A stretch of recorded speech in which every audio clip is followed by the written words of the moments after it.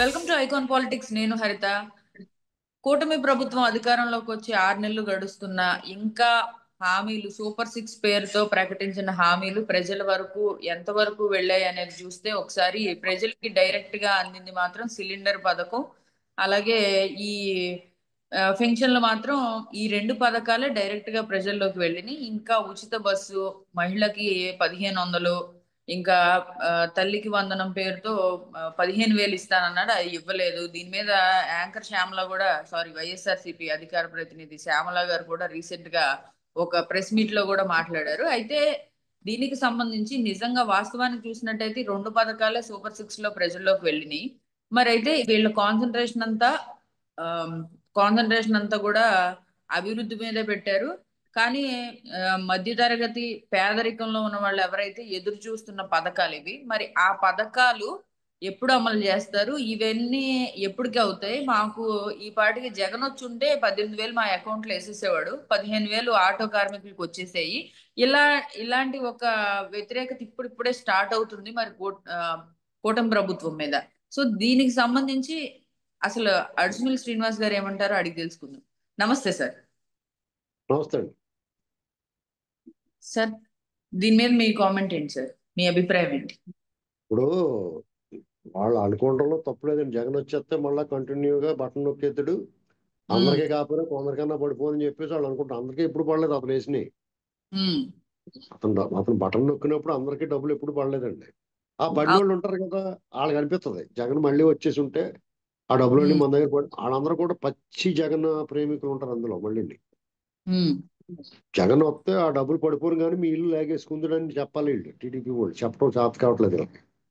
జగన్ వచ్చేస్తే మీ బట్టను నొక్కేద్దుడు, ఆ 10,000 మీ దాంట్లో పడిపోను, ఆ 10,000 అట్టుకుని బట్టలు సర్దుకుని ఎలవయ్యా బాబు. వాలంటీర్లు వచ్చి 10,000 పండి అని అడుగుతారు. 10,000 15,000 వేసుకోడు కదా. ఆ పండి అంటే బట్టలు సర్దుకుండా అయితే వెళ్ళిపోండి, ఇల్లు తీసుకున్నాం మేమని తీసేసుకుంటారు ఇల్లు వాళ్ళు. ఆ ఇల్లు అలాగే ఇప్పుడు భూమి లాగేసుకుంటారు, ఇల్లు లాగేసుకుంటారు, అన్ని చేస్తారు. ఇది మీరు కంగారు పడకండి. ఇప్పుడు సూపర్ సిక్స్ అండి, 6 నెలల్లో మీరే చెప్తున్నారు 2 పథకాలు అమల్లోకి వచ్చినాయండి. మళ్ళీ ఈ 6 నెలల్లో ఇంకో 2 పథకాలు అమల్లోకి వస్తాయి. మళ్ళీ 6 నెలల్లో ఇంకో 2 పథకాలు. అంటే సూపర్ సిక్స్ లో 6 కూడా ప్రమాణ స్వీకారం కన్నా ముందే, సంతకం పెట్టకన్నా ముందే వీటి మీద సంతకం పెట్టి తీసేసుకుంటారు. బాబుని ఇచ్చేస్తాడా? ఎక్కడి నుంచి ఇచ్చేస్తాడు? మీరు అందరూ ఓట్లు వేసి 151 సీట్లు ఇచ్చి వాడు మొత్తం దోసుకెళ్ళిపోయేలా చేసి ఆ పొరపాటు కొన్నాళ్ళు మన డబ్బులన్నీ ఖర్చు పెట్టేసాం. తిరునాళ్ళకి వెళ్ళి సినిమాకి వెళ్ళి సినిమా చూసి రాకుండా మొత్తం పాప్కార్న్ కూల్ డ్రింకులు తాగేసి వస్తే మళ్ళీ మన్నాడు పొద్దున్న సిగ్నల్ వండుకుంటారు మీరు. మళ్ళీ వారం ఆగాలి కదా. అవునా కదండి. ఇప్పుడు మీ జేబులో 200 300 ఉన్నాయండి, లేదా 1000 రూపాయలు ఉన్నాయి. కావాలి సినిమా వచ్చిందని వెళ్ళిపోయారు. సినిమాకి వెళ్ళి సినిమా చూసి రావాలి. ఆ దారిలో మళ్ళీ ఎల్లిటోటి బజ్జీలు తినేసి సినిమా ఇంటర్వెల్లోనేమో కూల్ డ్రింక్లు అవి తాగేసి ఆ పెద్ద పెద్ద బకెట్లతోటి పాప్కార్న్లు అవి కొనుక్కు తినేసి ఇంకేం డబ్బులు లేకుండా వచ్చి మన పొద్దున్నే మళ్ళీ చికెన్ కూర వండుకుందాం ఎక్కడి నుంచి వస్తుంది? ఆడు మొత్తం గాలి చేసిపోయాడు. వీళ్ళు ఇంకా చాలా నయ్యం. ఈ 6 నెలల్లో నేను సంవత్సరం దాకా ఏమి ఇవ్వరు అనుకున్నాను నేను. సంవత్సరం దాకా వీళ్ళందరికీ కూడా ఊరికి జగన్ పప్పు కాల్చినట్టు పప్పు కాల్చేస్తారు. వీళ్ళు ఊరికే కౌరుతో జగన్ అలా చేసాడు, జగన్ ఇలా చేసాడు అని చెప్పుకుంటా కూర్చుంటారు. వాళ్ళందరినీ తుక్కిరాకు కొట్టేసి వాళ్ళందరూ లోపల పాడేసి జనం అందరం వాళ్ళ దృష్టిలో పాడేసి డైవర్ట్ చేస్తారు అనుకున్నాడు. వీళ్ళు చేసిన పొరపాటు ఏంటంటే వాళ్ళని ఏమనకుండా ముందే పెన్షన్లు ఇచ్చేసి ఆ బకాయి ఇస్తాను 3,000 3 నెలలతో కూడా కలిపిచ్చేసి ఎంప్లాయీస్ అందరికీ 1వ తారీఖు. మీరు ఇంకోటి మర్చిపోయి సూపర్ సిక్స్ లో లేకపోయినా ఎంప్లాయీస్ అందరికీ 1వ తారీఖు జీతం పెర్ఫెక్ట్ గా ఇస్తున్నారు. జగన్మోహన్ రెడ్డి ఎప్పుడు ఇచ్చాడండి? ఇప్పుడు మనకి ఎలా ఉంటుందంటే పదవులు రాని వాళ్ళు ఉంటారు కొంతమంది. మీ మీ నాతో సహా చాలా మందికి జగన్మోహన్ రెడ్డి చేసిన అరాచకాలని పట్టు కొట్టేయాలి కదా, వాళ్ళు ఎందుకు వదిలేస్తున్నారా బాబు అనుకుంటాం మేము. మనం అనుకుంటాం కదా. అలా చేయక మనకు అసంతృప్తి అంతే. వీళ్ళ పరిపాలన చంద్రబాబు నాయుడు గారు ఏం తప్పు చేసాడు చెప్పండి? పెన్షన్లు ఇస్తానండి, ఇచ్చాడు కదా. అందంగా ఇంటికాడ వాలంటీర్లు అవసరం లేకుండా ఇచ్చాడు లేదా? ధాన్యం డబ్బులు ఇవ్వాలేస్తే 4 గంటలు డబ్బులు పడిపోతున్నాయి. జగన్ అయితే 6 నెలల దాకా ఇచ్చుకోడు కాదు. ఇసుక ఫ్రీ చేసాడు. దాని అమల్లో ఇబ్బందులు వస్తున్నాయి, దాన్ని సరి చేస్తారు. మీకు ఇవాళ ఫ్రీ అన్నారు, ఇప్పుడు ఏం చేస్తాడు? ఆ ఊళ్ళో ఎవడో కూడా 10 టాటర్లు ఎట్టుని తెప్పించేసుకున్నాడు, అమ్మేసుకుంటూ ఉంటాడు. దీంట్లో అమల్లో కొన్ని చట్టాలు చేస్తారో దానికి లొసుగులు ఉంటాయి. ఉమ్, ఇవన్నీ సరి చేసుకుని టైం పడుతుంది. ఇప్పుడు ఆ యంత్రాంగం అంతా అతను పాడు చేసి పోయాడు, చెడగొట్టేశాడు. అవన్నీ సరి చేసుకుని వాళ్ళందరూ పని చేయరు కదండి. ఇప్పుడు వీళ్ళందరూ జగన్న మాయలో పడిపోయి జగన్న వల్ల వీళ్ళందరూ చెడిపోయారు. చాలా మంది యంత్రాంగం, ప్రభుత్వ యంత్రాంగం చాలా వరకుని. వాళ్ళు చెడ్డోళ్ళు కాకపోయినా జగన్ చెడగొట్టేసాడు వాళ్ళని. ఉమ్, వాళ్ళందరినీ సరి చేయాలి కదా, కొంచెం టైం ఇవ్వాలి కదా మనం కూడా. అలాగంటే నన్ను తిడతారు మళ్ళీ, టైం ఇవ్వాలి, ఎన్నాళ్ళు టైం ఇస్తారండి. వాళ్ళు కొన్ని పొరపాట్లు చేస్తున్నారు. ఎలాగంటే జగన్ హయాంలో అత్యంత దుర్మార్గంగా కిరాతకంగా పనిచేసిన వాళ్ళు కొంతమందికి మనకు కనపడుతున్నారు అధికారుల్లో. వాళ్ళని కనపడకుండా చేయాలి. అలాంటి కొన్ని మిస్టేక్స్ ఉన్నాయి ప్రభుత్వాలు, కాదంటలేదు. ఈ పథకాల వ్యవహారంలో, సంక్షేమ వ్యవహారంలో డెఫినెట్ గా టీడీపీ బ్రహ్మాండంగా, ఈ కూటమి ప్రభుత్వం బ్రహ్మాండం పనిచేస్తుందండి. మరి మీకు రూపాయి సంపాదించకుండా, బయటికి వెళ్ళి డబ్బులు తేకుండా మీరు ఇంట్లో పప్పు అన్నం వండుకుందాం అంటే ఎలా కుదురుద్ది మీకు? పెట్టుబడులు తీసుకురావాలి, జనాలకు ఉద్యోగాలు ఇప్పించాలి, వాళ్ళు ఉపాధి కల్పించాలి. అమరావతిని అలా వదిలేసి వీళ్ళు కూడా వాళ్ళు పాములు పెంచాడు, వీడేమో దోళ్ళలు పెంచుతాం అన్నట్టు వదిలేయకూడదు. అడవిలాగానే ఆ శుభ్రం చేయాలి, దాన్ని లైన్లో పెట్టాలి. ఆటోమేటిక్ గా మీకు అక్కడ యాక్టివిటీస్ పెరిగితే మీకు మనీ జనరేట్ అవుద్ది, ట్యాక్సులు పెరిగితే ఆదాయం వస్తుంది. అలాగే పోలవరంలో వర్క్ స్టార్ట్ అయినాయి అంటే మీకు అక్కడ మనీ ఫ్లో ఉంటుంది కదండి. వర్క్ జరుగుతూ ఉంటుంది. మనం అక్కడ జిఎస్టీలో ఇవి పెరుగుతూ ఉంటాయి. జగన్మోహన్ రెడ్డి అన్ని ఆపేయాలి అన్నట్టు ఆపేసండి. ఊరికి డబ్బులు తేవడం, కొన్ని బట్టలు నొక్కి మిగతాదంతా ఇంటి పట్టుకోండి అంటారు. ఇప్పుడు మీకు చిన్న ఎగ్జాంపుల్ చెప్తాను. ఆగస్టు 15కి, నవంబర్ 14కి మేము చదువుకున్నట్టు మా బోర్డు స్కూల్లోను మా ప్రెసిడెంట్ గారు ఏమో ఒక డబ్బా పంపివాడు చాక్లెట్లే. ఒక డబ్బా రేకు డబ్బాలు వచ్చి చాక్లెట్లు, యాలక్కాయ బిళ్ళను అలా ఉండి రకరకాలుగా. అలాగే స్కూల్స్ సంబంధించి అధికారులు కూడా ఒక డబ్బా పంపించేవారు. మేము అంతా కలిపి అంతా 150 మంది, 200 మంది, 150 మంది అంతమంది ఉండేవాడు, అన్ని క్లాసుల్లో కలిపి. లేదా 200 మంది ఉండేవారు. మనిషికో బిళ్ళ చెప్పిన పెట్టినా కానీ అర డబ్బా అవుద్ది అంతే. చాలా ఇంత పెద్ద డబ్బాలు కదా అవి. ఉమ్, ఉమ్. మరి మిగతా అన్ని కూడా ఇంటికి పట్టుకుపోయేవారు వాళ్ళు. హాస్టల్లో వాళ్ళు ఇంటికి పట్టుకుపోయేవారు. ఏంటండి, వాళ్ళే పట్టుకుపోతారు కదా. నాకెందుకు తెలిసి అంటే నేనంటే వాళ్ళందరికీ ఇష్టం కాబట్టి వాళ్ళ ట్యూషన్కి వాళ్ళ ఇంటికి కూడా వెళ్ళి కొట్టి కొట్టి నాకు గుప్పుడు పాడేసి ఇవ్వరు వాళ్ళ తర్వాత మళ్ళీ. ఏంటండి, నేను చాలా క్యూట్ బాయ్. ఇప్పుడంటే గుడ్డు గట్ట వచ్చేసి బాగాలేదు కానీ చిన్నప్పుడు చాలా క్యూట్ బాయ్ కింద ఉండేవాడిని నేను. దాని చేత నాకు బాగా ఎక్కువ పాడేసేవారు. అలాగా ఈ జగనాళ్ళు కూడా బట్టన్ నొక్కేసి అప్పులు తెచ్చేసి, కొన్ని ఏమో బట్టన్ నొక్కేసి మిగతా అంతా పెద్దిరెడ్డి, సజ్జల రామకృష్ణారెడ్డి వీళ్ళందరూ కలిపి వాళ్ళకేమో కొంచెం కొంచెం ఒక బిస్కెట్ ఓపెన్ చేసి, ఒక బిస్కెట్ ప్యాట్ ఓపెన్ చేసి, ఒక బిస్కెట్ పాడేసి మిగతా అంతా ఐవరీ కోస్ట్ తరలించేసి కూడా కంటైనర్లు పెట్టేసి, మామూలు సూట్ కేసులో పట్టుకెళ్తే పట్టడం డబ్బులు అని చెప్పేసి మూటల కింద కట్టేసి కంటైనర్లో పాడేసి కంటైనర్ల ద్వారా పట్టుకుపోయారు.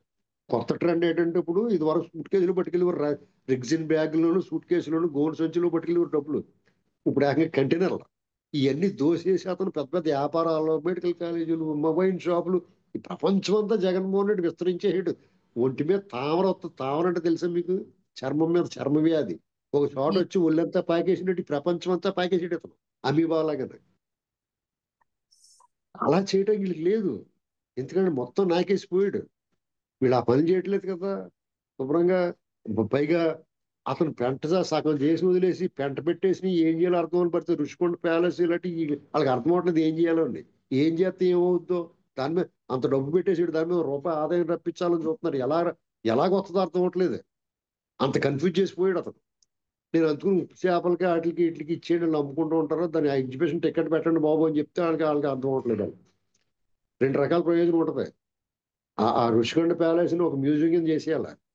గిరిపుత్రులు ఉంటారు, గిరిజనులు ఉంటారు, వాళ్ళ అటవీ ఉత్పత్తులు ఉంటాయి, అన్నిటికి ఒక స్టాల్ ఏర్పాటు చేయాలి. అక్కడ అన్ని రకాల ఉత్పత్తులను అమ్మడానికి స్టాల్స్ ఏర్పాటు చేయాలి. అలాగే గంగపుత్రులు ఉంటారు, వాళ్ళ తాలూకు ఉత్పత్తులు ఏముండే చేపలు, గీపలు, రొయ్యలు, పీతలు ఇవన్నీ ఉంటాయి. వాటితో పాటు ఎండు చేపలు, ఎండు రొయ్యలు ఇలాంటివి కూడా పెట్టేయాలి. చేపలు అయింది మరి టికెట్ పెట్టాలి. అన్ని రకాలుగా చేసుకోవాలి. వాళ్ళకి పేరు వస్తుంది, వాళ్ళకి ఉపాధి దొరుకుద్ది. రాష్ట్రంలో అన్ని వైపుల నుంచి తీసుకొచ్చి అక్కడ పెట్టించాలి గంగపుత్రుల్ని, గిరిపుత్రుల్ని అందరినీ. జగన్మోహన్ రెడ్డి కూడా ఓరి బాబు మనం బాగా కట్టుకుంటే ఇద్దరు ఉప్పు చేపలు అమ్మిస్తున్నారా బాబు అని వాడికి మానసిక వ్యధ కూడా ఉంటుంది అతనికి. ఏంటండి, ఆ రకంగా హెరాస్మెంట్, ఆ సైకోయిజం మనం కూడా ప్రదర్శించవచ్చు వీళ్ళ కూడా.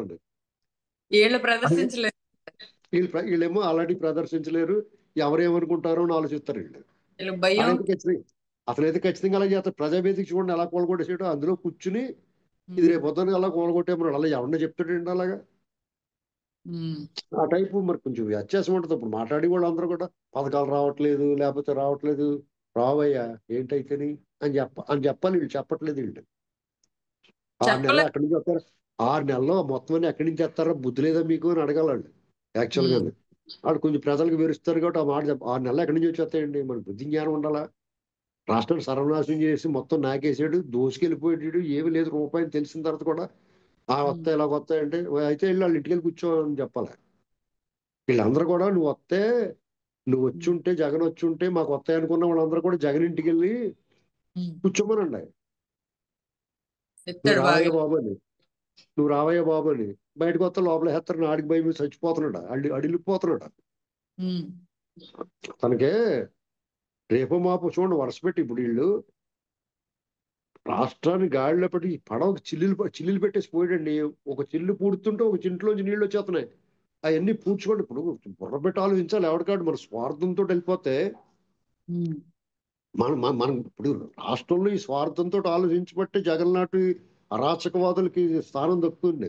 ఎవడలా పోతే నాకెందుకు, నా 15,000 నాకు వస్తున్నాయి కదా, పాపం భూములు ఇచ్చిన రైతులు ఏమైపోతున్నారో, అమరావతి మా అక్కడ భూములు వస్తే మాకేంటి, వాళ్ళకి డబ్బులు వస్తాయి కానీ మాకేమవుతుంది, ఇలాగ వ్యక్తిగత స్వార్థంతో ఆలోచి సామూహికంగా నష్టం జరుగుతుందండి. రాష్ట్రం మొత్తం సర్వనాశనం అయిపోతుంది, నువ్వు నాశనం అయిపోతావు. ఇది గమనించట్లేదు ఎవడని. ఎవరికాడు నా పని నాకు అయిపోతుంది కదా, ఆడు ఎలా పోతే నాకు ఎందుకు, ఈ ఆలోచన మానాలి అర్జెంటుగా. ఓ ప్రభుత్వం నిలబడితే నీకు అందరితో పాటు నీకు వస్తుంది. మొత్తం వంట చేసేదాకా ఆగి ఆ వంట చేసిన తర్వాత వస్తే నీకు పెడతారు. అంతేగాని 10 మంది వెళ్ళి ముందు తోపులాట వేసుకుంటే గిన్నె కింద పడిపోద్ది. కింద నేలపాలు అయిపోతే ఎవరికి దక్కుతుంది అది?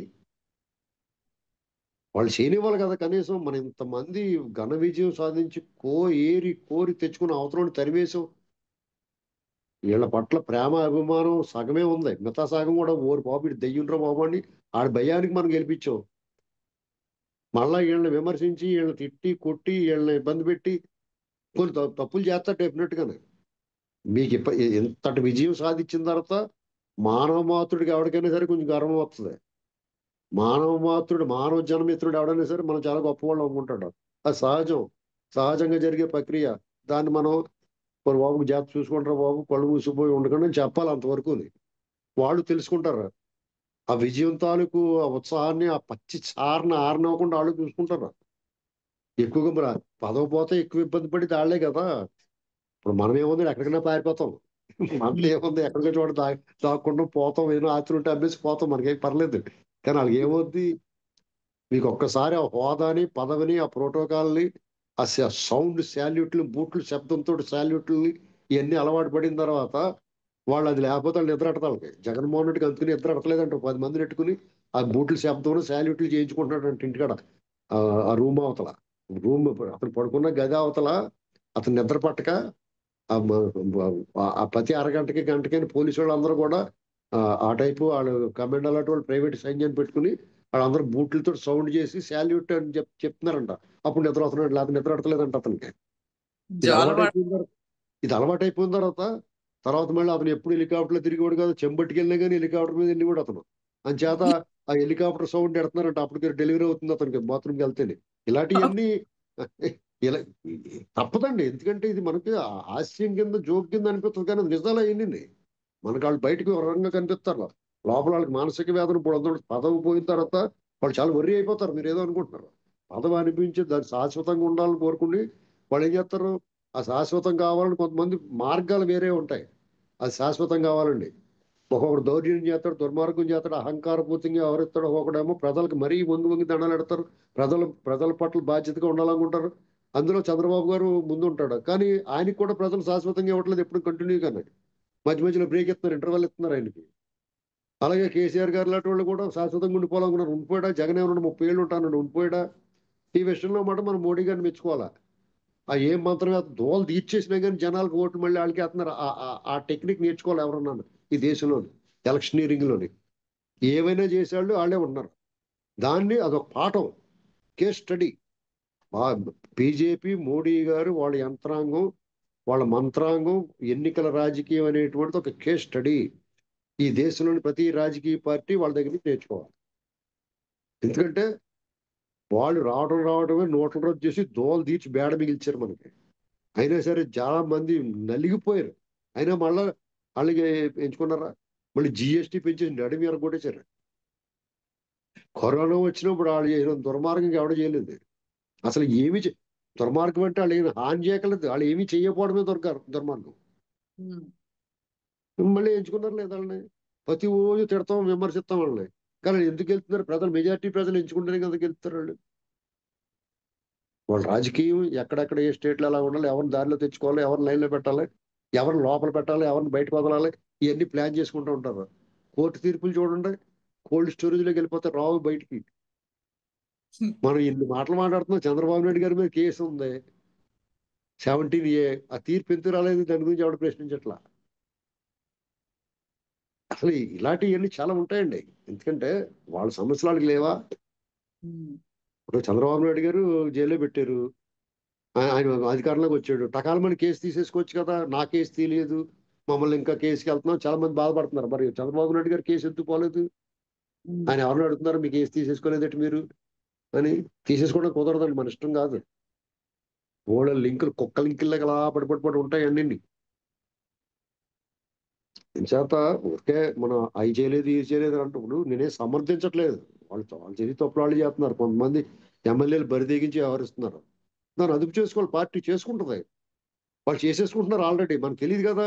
ఇగో వీళ్ళు లోపలికి ఆగేసి కుక్క దెబ్బలు పెట్టే వీళ్ళకి చేవాట్లు చెప్పు దెబ్బలు జరిగినాయి అని చెప్పుకోరు. ఎందుకు చెప్తారు? బయటికి జరగాల్సింది జరుగుతూ ఉంటాయి.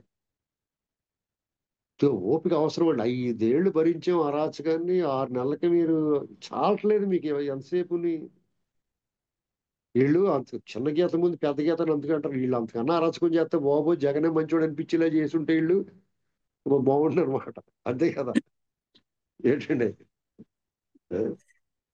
Right sir. మీకు ఎప్పుడు కూడా ఎక్కువ తీపి కూడా తినలేడండి ఎవడుంది. అది వెంటనే వెంటనే కారం కావాలి, స్నాక్స్. మిరకాయ బజ్జీలు పట్టరా అంటాం మనం. మంచి మంచి గోధుమ రావు ప్రసాదం పెట్టేమనుకో తీపి ఎక్కువ తీపిగా ఉంటది. తిన్న తర్వాత మళ్ళీ అంటే మిరకాయ బజ్జీ పెట్టరామన్నాం. అలాగే జరుగుతుంది. చంద్రబాబు నాయుడు గారు తీపి, ఆ తీపిని భరించలేకపోతున్నారు వీళ్ళు. జగన్మోహన్ రెడ్డి లేదా వాళ్ళ నాన్న రాజశేఖర రెడ్డి లాంటి వాళ్ళు కారపు మసాలా వాళ్ళని తెచ్చుకుని ఎక్కువ పచ్చిమిరకాయలు వేసుకుని తోలు తీరిపోతుంది. పేగులు పుల్లడిపోయేలా తినేస్తున్నారు ఇవన్నీ. తర్వాత మళ్ళీ ఈయన వచ్చి దాన్ని బాగు చేసి మళ్ళీ జాగ్రత్తగా సెట్ చేస్తున్నాడు. మళ్ళా వచ్చాడు విధ్వంసం చేస్తున్నాడు. ఈసారి మీకు బాలకృష్ణ ఏదో సినిమాలో డైరెక్ట్ చెప్తాడు, ఆ పేరు ఈ పేరు పెట్టి ఎవడొచ్చి ఏ పేరు పెట్టినా పోతాడు. మా నాన్న నాకు లక్ష్మీ నరసింహని పెట్టాడు, ఈసారి చచ్చిపోడు కాదు చంపిపోడు కావాలని మంచి డైలాగ్ వేస్తాడు. అలాగా ఈసారి వీళ్ళు ఓడిపోయే వాళ్ళు కాకుండా ఇంకెప్పటికీ మేకిచ్చుకుని తెగ్గొట్టేసుకుని వాళ్ళ ఉండిపోతామని ప్లాన్ వేసుకున్నారు పవన్ కళ్యాణ్ ఈయన. అని చేత మనకు అది ఓపిక పట్టాల. Right sir. ఈ అంశం మీద మీ మార్కు విశ్లేషణ తెలియజేశారు. Thank you sir. తిరిగి మరొక అంశంతో మళ్ళీ కలుద్దాం.